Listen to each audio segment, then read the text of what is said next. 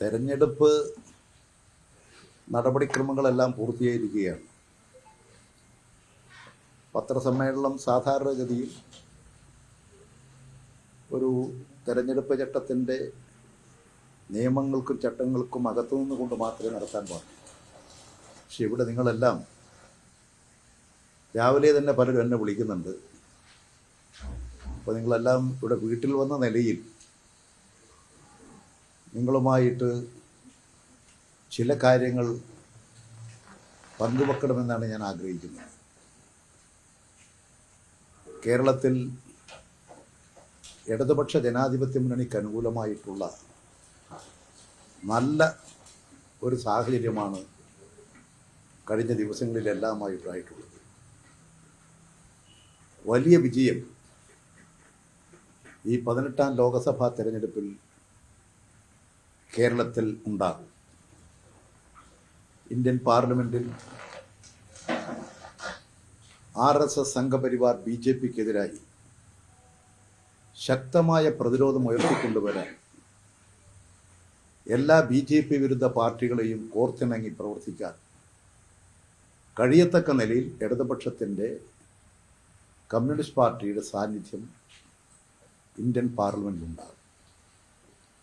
അത് ഇന്ത്യക്ക് വലിയ പ്രതീക്ഷ നൽകുന്നതാണ്.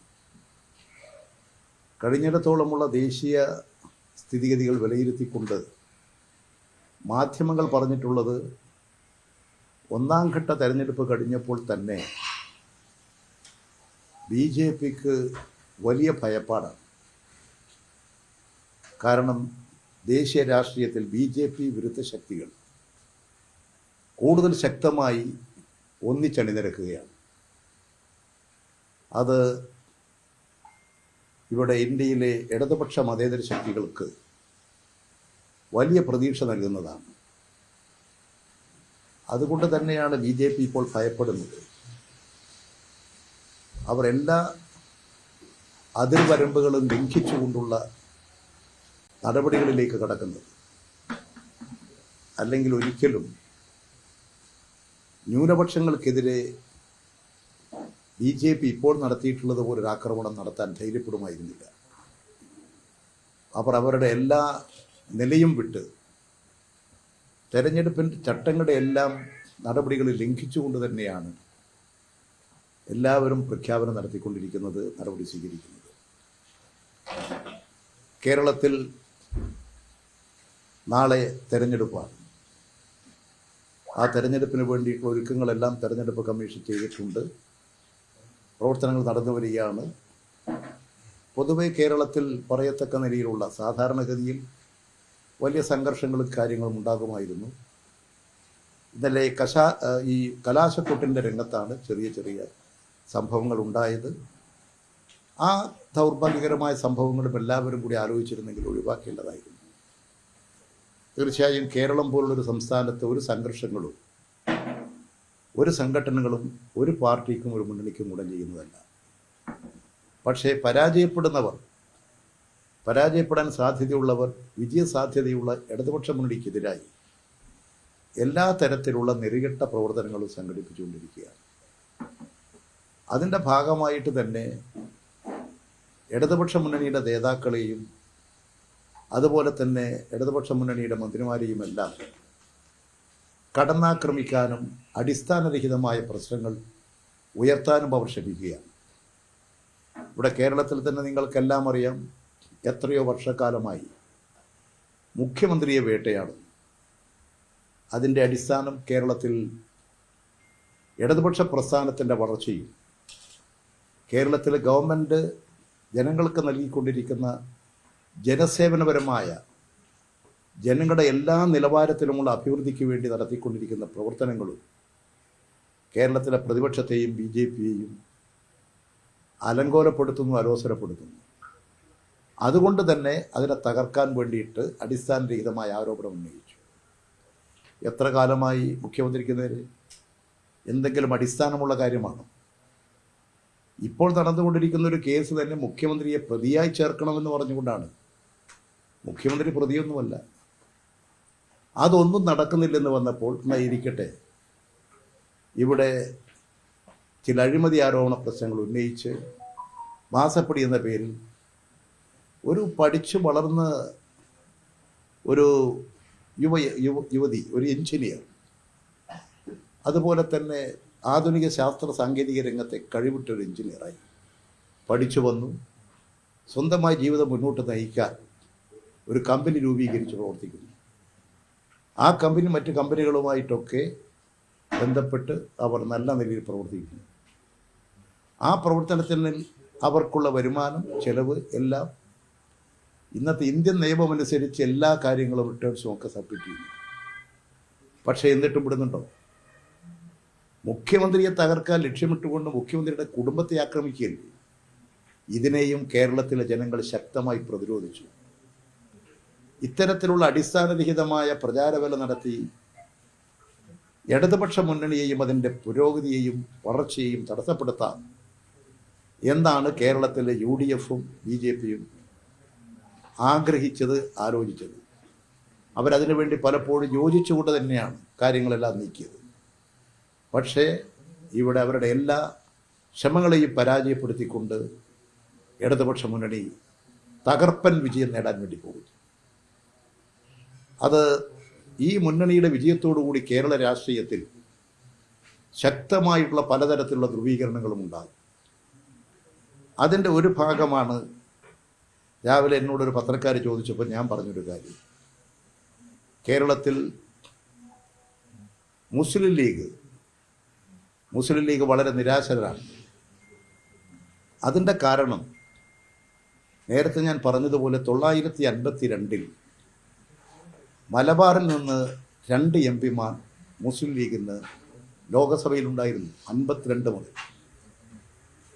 അന്ന് ഇവിടെ 3 MP-മാരെ ജയിപ്പിക്കുന്നതിലും മുസ്ലിം ലീഗ് മലബാറിൽ ഒരു സഹായങ്ങൾ ചെയ്തു. അതിൻ്റെ അടിസ്ഥാനത്തിൽ രാമകാരിയേട്ടനൊക്കെ അന്ന് പിന്തുണ കൊടുത്ത് ജയിച്ചു വന്നു. 52 കഴിഞ്ഞിട്ട് കൊല്ലം എത്രയായി? ഇപ്പോഴും ഇന്ത്യ യൂണിയൻ മുസ്ലിം ലീഗിന് ലോകസഭയിൽ 2 അംഗമാണ്. ഞങ്ങൾക്കൊരു സീറ്റ് കൂടി ഞങ്ങൾക്ക് അനുവദിക്കണം എന്നാവശ്യപ്പെട്ടിട്ട് നിഷ്കരണം മുസ്ലിം ലീഗിനെ അപമാനിച്ചു വിട്ടു. കേരള നിയമസഭ എടുത്താൽ കേരള നിയമസഭയിൽ കോൺഗ്രസിന് 21 MLA-മാരുണ്ട്. ആ കോൺഗ്രസ് മത്സരിക്കുന്നത് 16 സീറ്റിലാണ്. 15 MLA-മാരുണ്ട് മുസ്ലിം ലീഗിൽ. ആ മുസ്ലിം ലീഗ് മത്സരിക്കുന്ന 2 സീറ്റിലാണ്.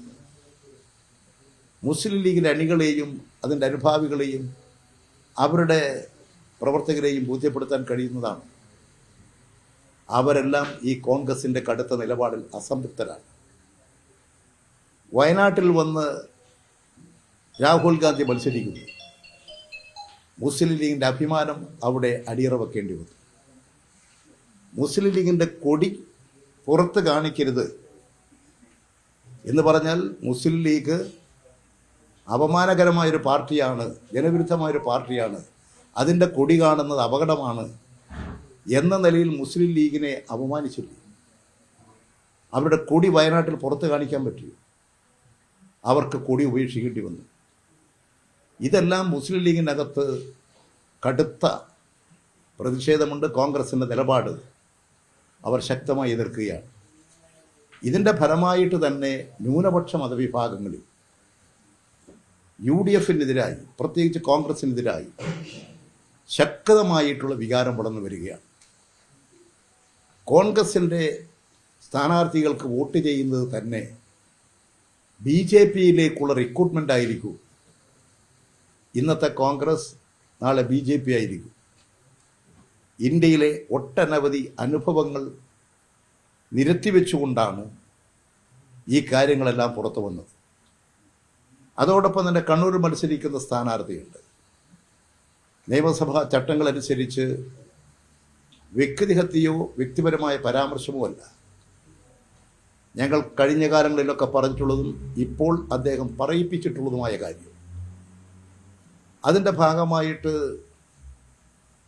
ഈ കണ്ണൂരിൽ മത്സരിക്കുന്ന കോൺഗ്രസ് MP അദ്ദേഹം BJPക്ക് വേണ്ടി, RSSന് വേണ്ടി എന്തൊക്കെ ചെയ്തു അദ്ദേഹം തന്നെ പറഞ്ഞിട്ടുണ്ട്. കണ്ണൂർ ജില്ലയിൽ RSSൻ്റെ ആയുധ പരിശീലന കളരിക്ക് കോൺഗ്രസ്സുകാരെയും കൊണ്ട് കാവൽ നിന്ന ആളാണ് ഞാൻ. RSSന്റെ സംരക്ഷകനാണ് എന്ന് പറഞ്ഞു. എന്ന് മാത്രമല്ല, ഞാൻ RSSലേക്ക് പോകും, ചോദിക്കാൻ ആര് എന്ന നിലപാട് തന്നെ വേറെ ആരുമല്ല, ആ കോൺഗ്രസിൻ്റെ MP തന്നെ പരസ്യമായി പ്രഖ്യാപിച്ചിട്ടുള്ള കാര്യമാണ്. ഇവിടെ ഇപ്പോൾ തന്നെ ഈ കെ സുധാകരൻ BJPയിലേക്ക് പോകാൻ എത്ര തവണ ശ്രമം നടത്തി. അതിനുവേണ്ടി ഇപ്പോൾ ഹിമന്ത ബിശ്വാസ് ശർമ്മ ആസാം മുഖ്യമന്ത്രിയാണ്, പഴയ കോൺഗ്രസിൻ്റെ നേതാവായിരുന്നു. ആനന്ദ വിശ്വാസ് ശർമ്മ ഇപ്പോൾ വ്യക്തമാക്കിയിട്ടുള്ളത് ഈ കേരളത്തിൽ കോൺഗ്രസിനകത്ത് ഒരു പ്രത്യേകമായൊരു വിഭാഗം സുധാകരനും മറ്റും ചേർന്നുകൊണ്ട് രൂപീകരിച്ച് BJPയുമായി പോകാൻ ആഗ്രഹിക്കുന്നു. കേരളത്തിൽ 2026 തിരഞ്ഞെടുപ്പ് ആകുമ്പോഴേക്കും അത്തരത്തിൽ BJP അനുകൂല വിഭാഗങ്ങൾ കോൺഗ്രസിനകത്തു നിന്നൊരു പാർട്ടി രൂപീകരിച്ച് പ്രവർത്തിക്കും എന്ന് ഈ ശർമ്മ തന്നെ അദ്ദേഹം വ്യക്തമാക്കി കഴിഞ്ഞിരിക്കുകയാണ്. ആ കാര്യത്തെ ഇവിടെ നിഷേധിക്കാൻ അവർക്ക് സാധിക്കുന്നതല്ല. അത് BJP നേതാക്കൾ തന്നെ ഇപ്പോൾ വ്യക്തമാക്കി കഴിഞ്ഞിട്ടുണ്ട്. സുധാകരൻ BJPയിലേക്ക് പോകാൻ ഇവിടുന്ന് വണ്ടി കയറി ചെന്നൈയിലെത്തിയതാണ്. ആ ചെന്നൈയിലെത്തിയപ്പോഴാണ് ചില കോൺഗ്രസ് നേതാക്കൾ ഇത് മണത്തറിഞ്ഞ് അവിടെയുള്ള ചില കോൺഗ്രസുമായി ബന്ധമുള്ളവരെ ഇടപെടുവിച്ച് നേരെ തിരിച്ചയച്ചത്. സുധാകരൻ തന്നെ പറഞ്ഞ കാര്യം, BJPയുടെ നേതാക്കളെ കാണാൻ, അമിത്ഷായെ കാണാൻ BJPയുടെ നേതാക്കൾ സുധാകരനോട് ആവശ്യപ്പെട്ടു. സുധാകരനുമായി ചർച്ച ചെയ്തു. അങ്ങനെ സുധാകരനുമായി ആലോചിച്ചുകൊണ്ട് അമിത്ഷായെ കണ്ട് ഈ BJPയിലേക്ക് പോകുന്ന കാര്യങ്ങൾ അനിൽ ആന്റണി പോയതുപോലെ പോകുന്നതിന് വേണ്ടിയിട്ടുള്ള നടപടി സ്വീകരിച്ചു എന്നുള്ളതാണ്. ആ കാര്യം ചെന്നൈയിലെ BJP നേതാവായിട്ടുള്ള ആ രാജയാണ് എന്നെ ക്ഷണിച്ചത്. ആ രാജ ക്ഷണിച്ചത് കൊണ്ടാണ് ഞാൻ അങ്ങോട്ട് പോകാൻ തയ്യാറായത് എന്ന് തന്നെ സുധാകരൻ വ്യക്തമാക്കിയിട്ടുണ്ട്, BJPയിലേക്ക് പോകാൻ. അതിന് പുറമെ കേരളത്തിലെ, പ്രത്യേകിച്ച് കണ്ണൂർ ജില്ലയിലെ BJPയുടെ നേതാക്കൾ സുധാകരനെ കണ്ട് അമിത്ഷായുമായി കണ്ട് സംസാരിക്കാൻ സൗകര്യമൊരുക്കാം, അതിനെപ്പോഴാണ് നിങ്ങൾ പോകുന്നത്, അതിൻ്റെ ഏർപ്പാടുകൾ ചെയ്യാം എന്ന് പറഞ്ഞുകൊണ്ട് സുധാകരനും അമിത്ഷായുമായി ബന്ധപ്പെടാൻ, BJP നേതാക്കളുമായിട്ട് ബന്ധപ്പെടാൻ ഉള്ള നടപടികൾ സ്വീകരിച്ചിരുന്നു എന്ന് സുധാകരൻ തന്നെ വ്യക്തമാക്കിയിട്ടുണ്ട്. സുധാകരൻ പറഞ്ഞ കാര്യങ്ങളാണിത്.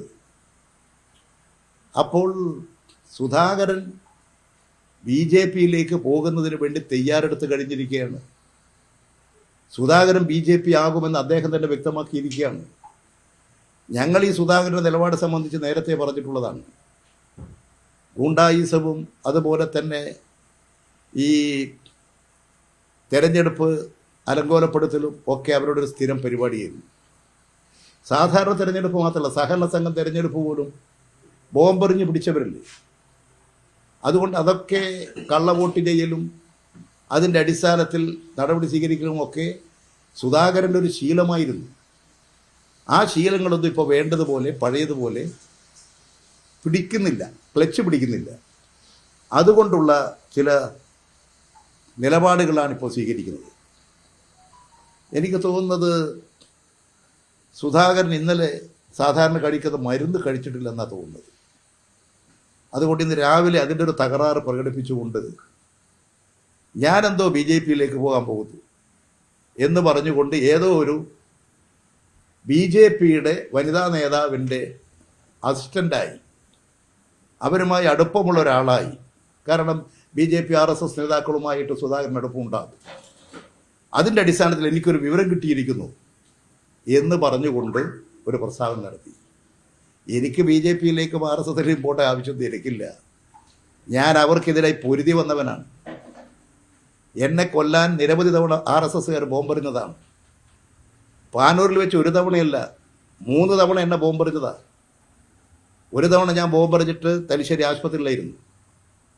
3 തവണ എന്നെ വധിക്കാൻ ബോംബെറിഞ്ഞ് നടന്നിട്ടുള്ള RSS BJP ആ പാർട്ടിയെക്കുറിച്ച് ഇങ്ങനെ ഒരു കാര്യം പറഞ്ഞാൽ ഈ നാട്ടിലെ സുധാകരൻ്റെ എനിക്ക് ഒന്ന് അൽഷിമേഴ്സ് ഉണ്ടോ, അദ്ദേഹത്തിന് എനിക്കൊരു ഓർമ്മക്കുറവുണ്ടോ, എന്തോ ഒരു തകരാറുണ്ട് ഇപ്പോൾ. ഈ തകരാറും കൊണ്ടെല്ലാം പോയാൽ എങ്ങനെ കോൺഗ്രസിനെ നയിക്കാൻ കഴിയും? ഇങ്ങനെയുള്ള ആളുകൾക്ക് എങ്ങനെ ജനങ്ങൾക്ക് വോട്ട് ചെയ്യാൻ കഴിയും? അതുകൊണ്ട് ആദ്യം സാമാന്യഗതിയിൽ ഒരു നല്ല മനുഷ്യനാകാൻ നോക്ക്, ഒരു നല്ല രാഷ്ട്രീയ നേതാവാകാൻ കഴിയുമെന്ന് പരിശ്രമിക്കുക, മരുന്ന് കൃത്യമായി കഴിക്കുക, ഓർമ്മശക്തി തിരിച്ചു പിടിക്കൂ, സത്യങ്ങളിൽ ഊന്നി നിൽക്കൂ. എന്നിട്ട് പറഞ്ഞതെന്താ, ഞാൻ ദുബായിൽ പോയി ആരോ കാണാൻ. ഞാൻ ദുബായിൽ പോകാൻ വർഷങ്ങളായി. ഞാൻ മന്ത്രിയായിരുന്ന അവസരത്തിലാണ് ദുബായിൽ പോയത്. എന്ത് ദുബായിൽ പോകാൻ? എനിക്ക് നിങ്ങളുടെ മാധ്യമ സുഹൃത്തുക്കളോട് പറയാനുള്ളത്, നിലവാരം കുറഞ്ഞിട്ടുള്ള ചിലരുണ്ടാകും.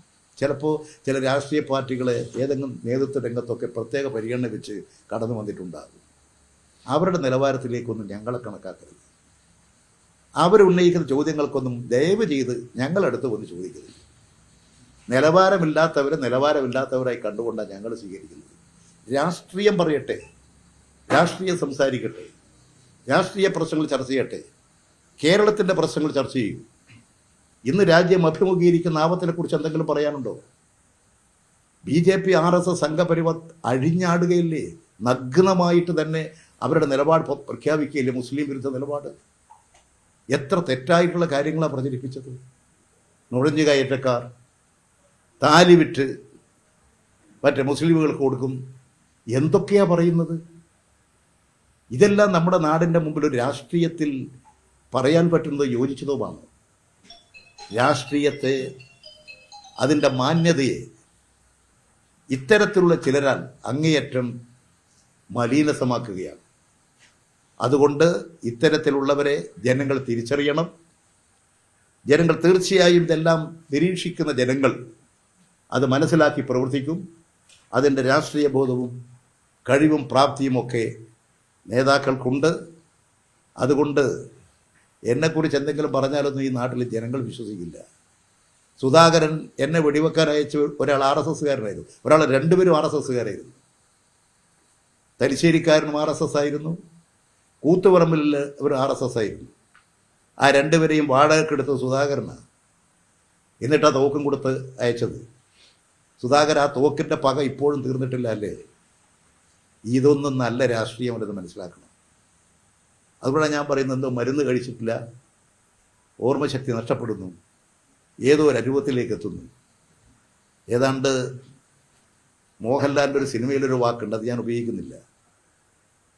അതുകൊണ്ട് രാഷ്ട്രീയത്തിൽ നിലവാര തകർച്ച കോൺഗ്രസ് എത്രമാത്രം നേരിടുന്നു എന്നുള്ളതിൻ്റെ ഒരു ഉദാഹരണമാണ് ഇപ്പോൾ നടത്തിക്കൊണ്ടിരിക്കുന്ന പ്രസ്താവനകൾ.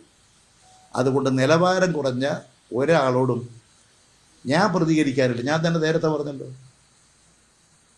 പിന്നെ VD സതീശൻ്റെ പ്രശ്നം വന്നപ്പോൾ ഞാൻ പറഞ്ഞല്ലോ, നിലവാരമുള്ളതിനോട് ഞാൻ മറുപടി പറയും. അല്ലാതെ എന്തും വിളിച്ചു പറഞ്ഞ് നടക്കുക, ഒന്നും പറയാനില്ല, എന്തും വിളിച്ചു പറഞ്ഞ് നടക്കുക, അതിനു വേണ്ടിയിട്ട് കഥ മെനയുക. ഞാൻ മനസ്സിലാക്കുന്നത്, ചില മാധ്യമ സുഹൃത്തുക്കളുമായി ആശയവിനിമയം നടത്തിയിട്ടാണ് സുധാകരൻ ഈ കാര്യങ്ങൾ തയ്യാറാക്കിയത്. പലരുമാണ് ഉപദേശിച്ചത്. ഞാൻ പോയതും എൻ്റെയോടൊപ്പം ഞങ്ങളോടൊപ്പം പോലീസുകാരുണ്ടെപ്പോഴും എല്ലാം ഇന്നൊരു കാര്യം മനസ്സിലാക്കി, എല്ലാം പകർത്തിക്കൊണ്ടിരിക്കുന്ന രംഗമുണ്ടില്ല, CCTVകളുണ്ട്. എന്തെങ്കിലും പറഞ്ഞ് എങ്ങോട്ടേക്കും പോകും.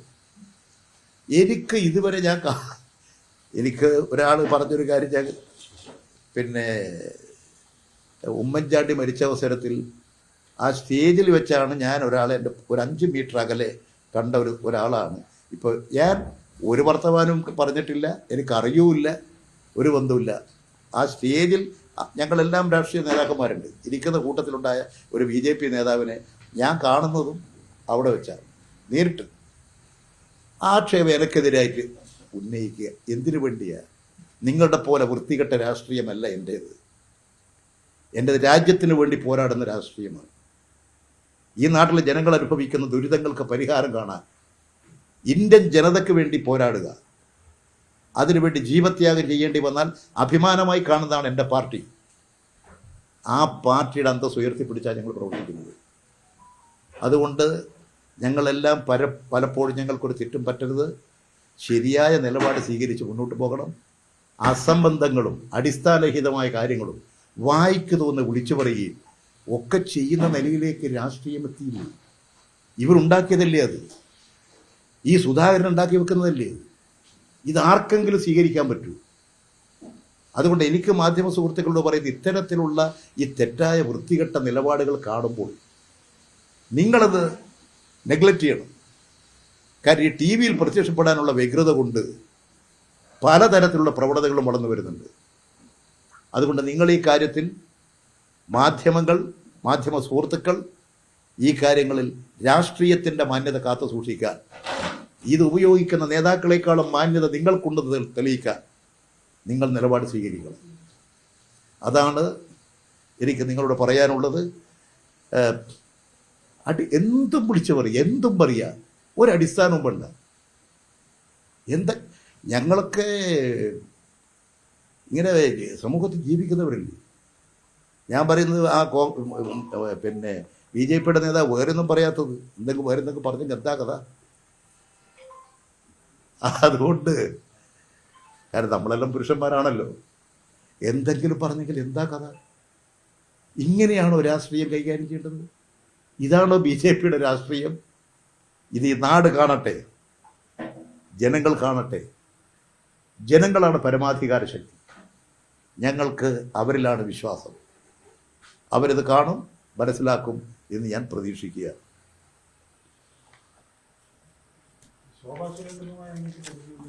എന്ത് ബന്ധം? എനിക്ക് എന്ത് ബന്ധം? എനിക്കറിഞ്ഞൂടാ. ഞാനൊരു കാര്യം ചെയ്തിട്ടുണ്ട്. ഈ സുധാകരൻ പറഞ്ഞിട്ടുള്ള കാര്യങ്ങൾ വെച്ചുകൊണ്ട് സുധാകരൻ്റെ വക്കീൽ നോട്ടീസ് അയക്കാനുള്ള നടപടി സ്വീകരിച്ചു കഴിഞ്ഞു. ഇത്തരത്തിലുള്ള നടപടികൾ ഇനി ഉണ്ടാകരുത്. ഈ രാജ്യത്തിൻ്റെ അഭിമാനം, രാഷ്ട്രീയ മര്യാദ, രാഷ്ട്രീയ അന്തസ്സ് കളഞ്ഞു കുളിക്കാൻ ഒരാളെയും സമ്മതിക്കില്ല. അതുകൊണ്ട് തന്നെ സുധാകരനെതിരെ നിയമ നടപടി സ്വീകരിക്കാൻ വേണ്ടി തീരുമാനിച്ചിട്ടുണ്ട്. നടപടി സ്വീകരിക്കുക. മാനനഷ്ട കേസ്.